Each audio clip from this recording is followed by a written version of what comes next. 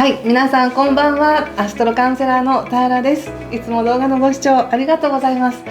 今回は4月、5月、6月と3ヶ月分まとめた解説動画になるんですが、実はこの4月、5月、6月ってとっても素晴らしい上昇気流の運勢があるんですね。それを皆さんがどんな風に活かせるのか、活かしやすいのか、各星座解説していきたいと思います。でまたタロットも3ヶ月でどのような動きがあるのか、星っていうのは天気予報なので、この天気予報の中でどんなことに気をつけたらいいのかという心の持ち方も見ていきます。そして最後にオラクルカードも引きますので、ぜひ最後までご覧ください。ではよろしくお願いします。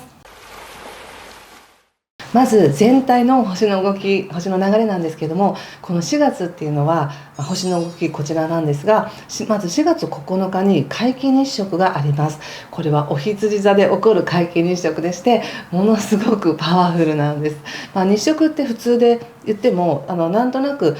体調があんまり優れないなって思う方も多いんですけど、それなぜかっていうと、それだけ何か見えないエネルギーがすごく動いている、新しい始まりになろうとしているっていう時なので、敏感な方っていうのはそういうのを無意識にキャッチして、なんとなく体が今変わろうとしているとか、意識が変わろうとしているってこともあると思います。でこれはもう3月の20日以降少し感じ始めている方もいると思うんですけれども、やはりスタートっていうのは4月9日がすごく適してるんですね。ですのでおそらく3月の20日から4月9日までの間に何かしら心の準備ができたりして、よしじゃあやるぞって言って進んでいくのが4月だと思います。ちょうどね、年度も変わっていろんな状況の中でやっていきたいっていう気持ちがムクムクと湧いてくるような時だと思いますね。でもう一つ、この4月の大きな星の動きとして、4月21日に木星と天王星のコンジャンクションというエネルギーがありまして、木星というのは占星術ではとっても好まれている発展や拡大を示す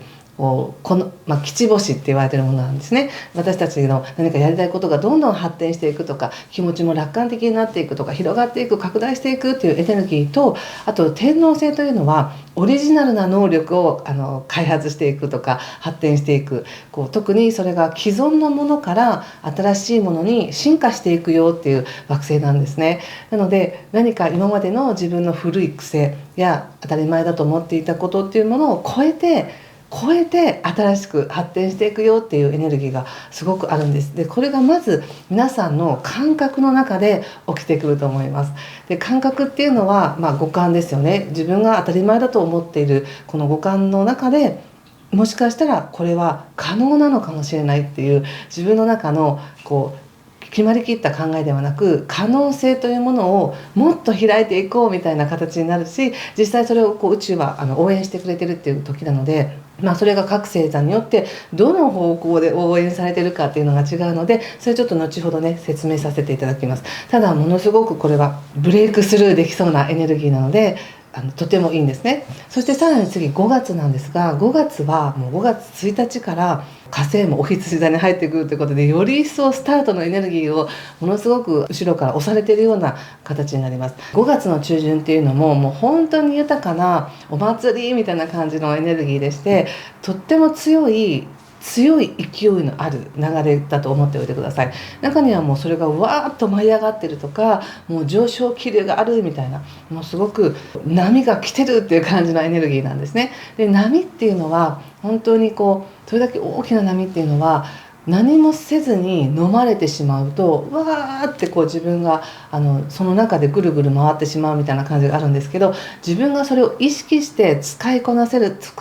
ぞっていうふうに意識することによって、ものすごい自分の力っていうものをその運勢によって押し上げてもらえるみたいなのもあるので、これはぜひね皆さんにね活用していただきたいんですね。この5月の動きっていうのが2024年の大きな転機になりますので、これぜひ自分の可能性を信じていい風に使ってください。でさらに5月の26日から木星というね発展拡大のエネルギーが今度は双子座に入るということで、さらに流動的になる、動きが速くなる、コミュニケーションが活発になるっていう流れが起きてくると思います。もうこれがもう5月の20日以降、太陽がもう双子座に入ったあたり、もしくは5月24日以降、金星も双子座に入ったあたりからもうさらに流れが早いんですけど、とにかく5月っていうのはもう出だしから勢いが強い。そして中旬ぐらいっていうのはわーっと盛り上がって、さらに盛り上がったところから必要なところになんかエネルギーが流れていくっていう感じがあります。そして6月っていうのはこの5月に起きた流れを、どのように動かしていくか、どのように人と関わっていくかということで、コミュニケーションがとっても活性化するなっていう感じです。でこれは特に人との関係、関われば関わるほど得られるものがある、そこで感じるものがあるっていう風になると思いますし、もし人付き合い苦手ですっていう方も、自分の中で思考がすごく広がっていく、勉強が進むとか学びを吸収できるということもありますし、ビジネスも流れ始めるっていうこともありますので、6月は本当に豊かだと思います。特に6月の6日が双子座で起こる新月なんですけれども、この新月ってね、普通新月って太陽と月がひっついてるっていう日なんですが、それだけじゃなくて金星という喜びや社交性や愛情っていうのもぴったりこの時ひっついていて、おそらく皆さんの4月5月っていうのを過ごした後に何かしら自分の殻を破って出てきたもの、可能性というものが本当に手応えを感じて、嬉しいとか楽しいとか、とにかく喜びを感じてるんじゃないかなって思います。何かしらいい自分の進歩っていうものを感じて喜んでるっていうのが6月の全体的な流れかなと思います。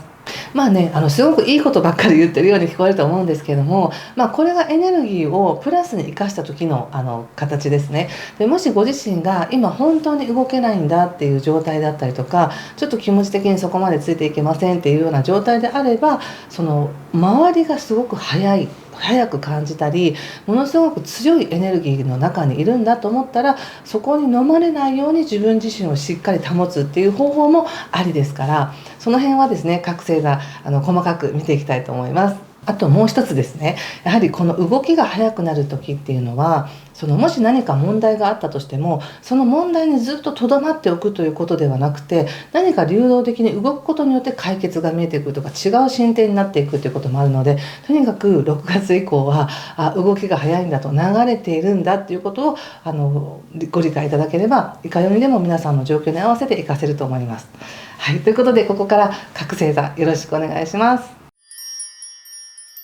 ではここからさそり座さんのこれから3ヶ月の流れをタロットで見てみたいと思います。各星座星の動きも補足しながら説明していきますね。お願いします。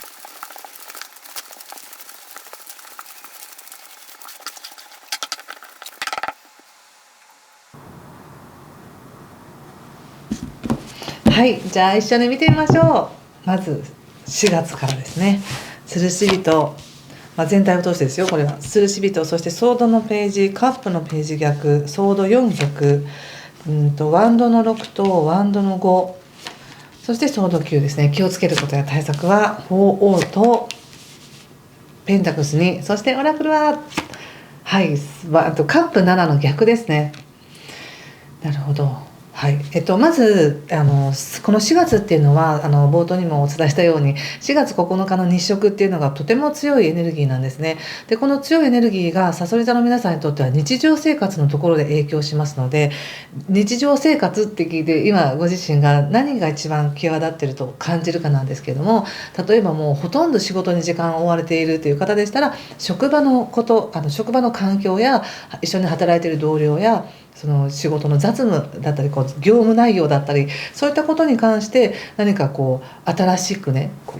改革の扉が開いていくっていうこともありますし、または日常生活と聞いて自分の健康管理と思った方に関しては、何かその健康に向かっていく、何かを外して健康の方に向かっていくような生活習慣に変わってくるっていうこともありますし、何に今ご自身が一番日常生活の中で時間を取られているか、エネルギーを注いでいるかによってすごく変わります。でもともと健康なんだけど、さらにここから健康になるために何か生活習慣変えようっていう方ももちろんいいです。とってもいいです。で今ちょっとなんとなく調子が悪いんだっていう方にとってはすごくいい改善のきっかけになると思いますね。でなんとなく頑張りたい気持ちもあるし、頑張って仕事したいとか健康も維持したいという気持ちもあるので、何か動けないっていう感覚がもしかしたらあるかもしれません。カードで見た時に考えはあるんだけど、こうしたらいいんじゃないか、ああしたらいいんじゃないかっていう考えはあるんだけど、自分自身はなかなか動けないっていうふうに出てるんですね。なぜなのかっていうのはちょっとわからないですが、もしかしたらそのお体が調子が悪いのか、状況的に今動けない状況なのか、例えば転職したいと思っていても今の職場が本当に人がいなくて動けないっていうことなのかわからないですが、なんとなくこう自分もその動けない状況の中で少し気持ちが下がりそうな感じもあり、意気消沈しそうな感じがありますね。ただ情報は調べていて、何がどうなっているのかっていうのは注意深く見ているっていう感じだと思います。で、特にこの4月強いエネルギーなんですが、4月21日の先ほどのね、こう自分の殻を破ってオリジナリティに発展していくっていうエネルギーは、このさそり座の皆さんにとっては実はパートナーシップとか契約っていうところに使えるので、特にもう今年入ってからずっとそうですけど、何か人との関係の中で大きな発展があったり、大きな変化があったり、契約もね変わっていくので、転職したり、つながりがとにかくすごい出てくる時なんですが、そのつながりがあった中でこの4月っていうのはなんとなく先ほど言った彗星も逆行してますし、コミュニケーション取りにくいな、自分自身も動きにくいな、で転職したくてもなかなかやりにくいなみたいな、なんかそんな感じがするんですよね。ちょっと見てみようかな。でもこの時っていうのは別にずっとこれが続くわけではないので、タイミングが来たらまた動ける準備をしとこうという形でいいと思います。4月のね25日以降っていうのは、そういう誤解とかコミュニケーションの不具合っていうのも晴れてきますので、動きやすくなると思いますね。そして、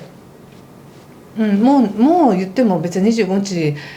待たなくてもいいかなっていう気もするんですけど、特に4月25日以降、4月20日ぐらいからですかね、もう5月のエネルギーが先取りで入ってきますので、いいと思いますよ。何かでも4月の間にこうきっかけとなるね、こう自分の今の生活の中からきっかけとなるいいことっていうのを見つけて、やっと情報が来たとか、やっといい返事が来たとか、なんかそんな感じがあります。ただ今ものすごく暇かっていうとそうではないっていう感じがあって、やることはいっぱいあると。日常の中であれもしとかなきゃいけない、あれもしとかなきゃいけないみたいな、こういっぱいいろんなことがする中で自分の方向性っていうのを決めていきたいんだなって思います。でも一つ何かその中でいい知らせが入ってくるんですよね。そして5月なんですが、5月はもう5月1日からね、火星というバイタリティがまたその日常生活を応援にやってくるっていうのがあるので、頑張って自分が決めたことを継続していく、その継続の力っていうふうにも使います。ただその継続の力だけではなく、やはり5月のこの特徴的なエネルギーっていうのは、さそり座の皆さんにとっても一番パートナーシップに影響してきますので、基本的に5月のエネルギーってすごくいいエネルギーです。強くいいエネルギーだけど、この強くいいエネルギーをどこまで自分が熟知して使いこなせるかっていうのは、経験とか状況にもよると思うんですけれども、どんな状況であったとしても必ずプラスに働くエッセンスがいっぱいあるって思っておいてください。で、特に5月っていうのは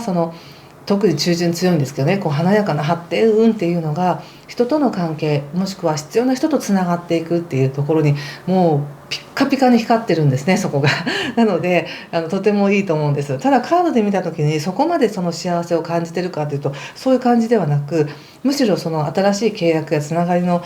があるがゆえにやらなきゃいけないことがいっぱいあるとか、準備することがいっぱいあるっていうことで、少し精神的な余裕がなさそうな感じがあるんですけど、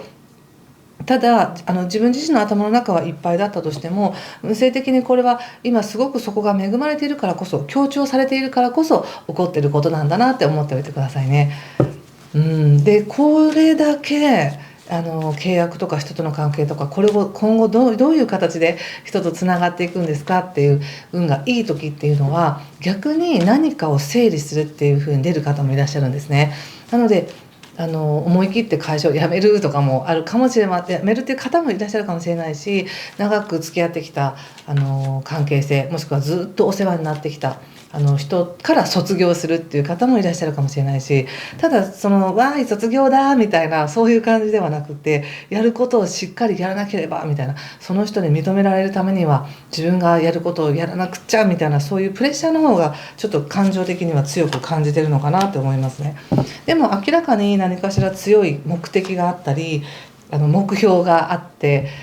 そっちに向かっていくために努力していくんだっていう感じがありますね。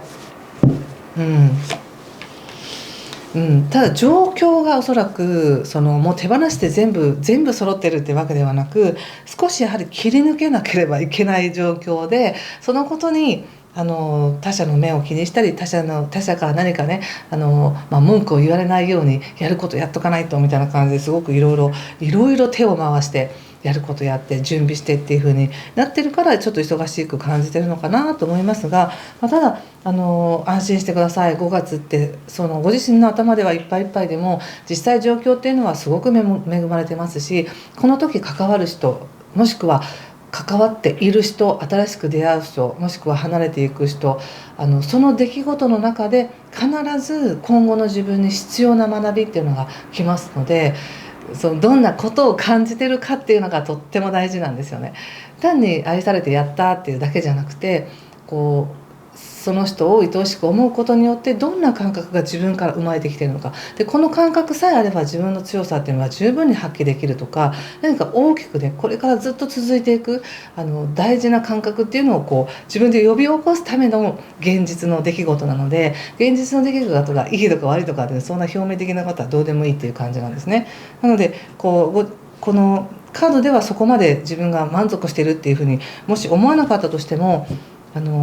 後から考えたら、あの時出会ったのは5月だったとかね、そういう人生の大きなポイントになり得る1ヶ月だと思います。そして6月なんですけれども、6月っていうのは5月の特に後半からね、5月もう20日過ぎたらすごく流動的に流れ速くなりますし、そうね、5月26日以降っていうのは特にまた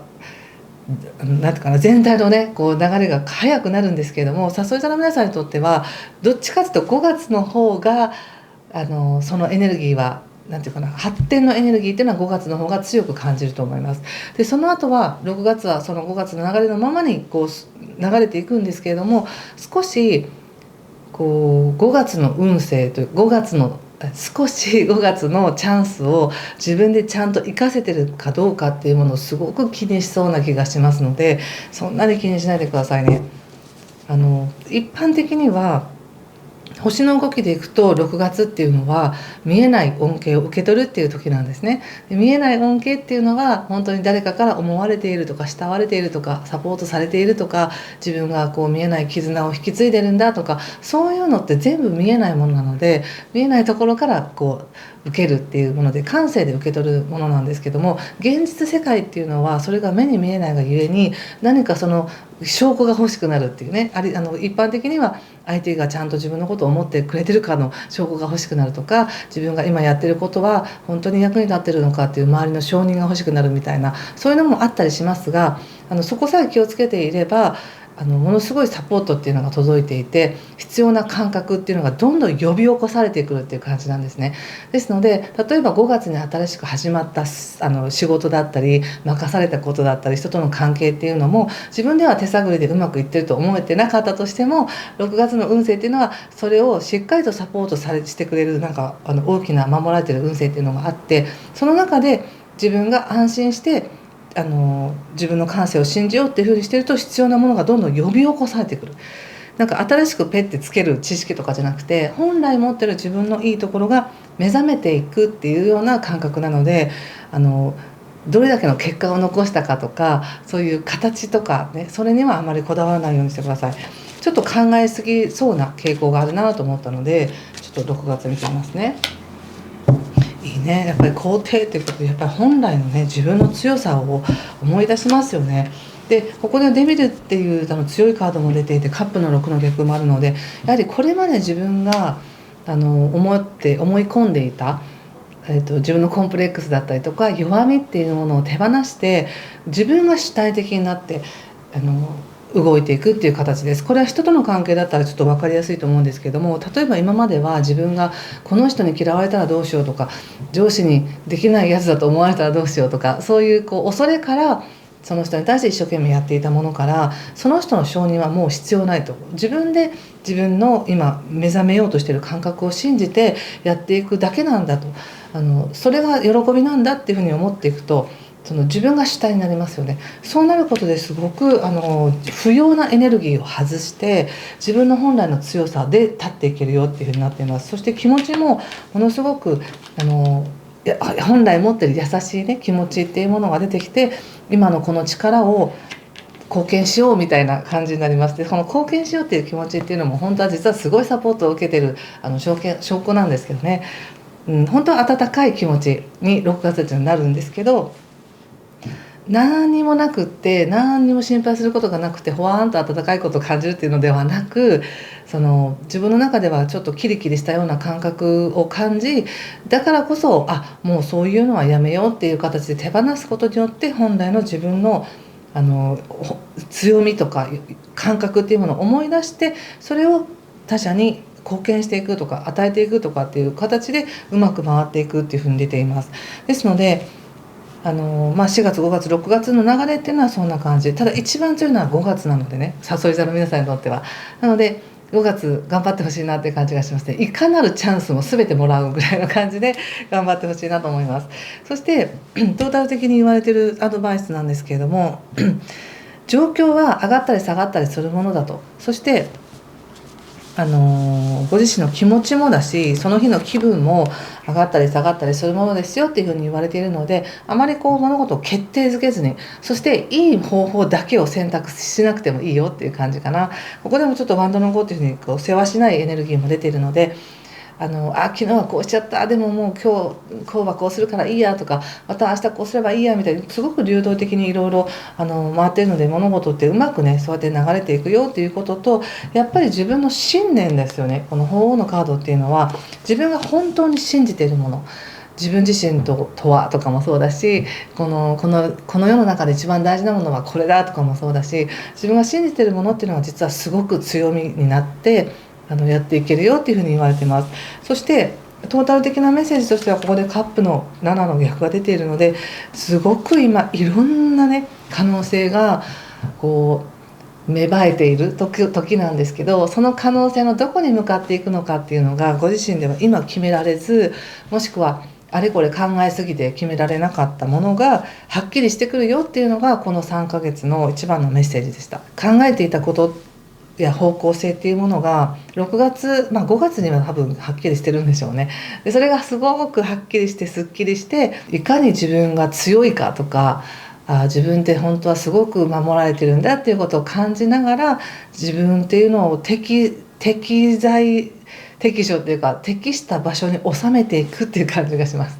適した場所に収めていく。でそれにはその5月にどことつながるのか、どんな関係性っていうのを修復するのか、もしくはもう一回結び直すのか話すのかっていうようなことが多分起こるだろうなって感じです。でもカードで見る限りすごくラッキーなんですね。運があるからこそ来る話みたいなのがあるので、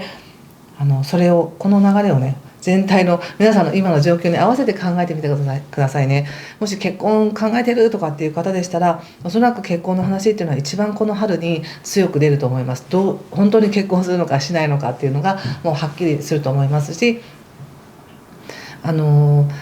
そこに対する不安があってもやっていける術っていうのを見つけるんですよね。でまたは転職に関しても今は動けないと思ってるかもしれないですけど、もう4月の20日以降、特に5月に新しいチャンスつかめるだろうなっていうふうに思います。早ければ4月からそういうチャンスがあり、5月に面接して決まったみたいなこともあるかもしれないですね。ということで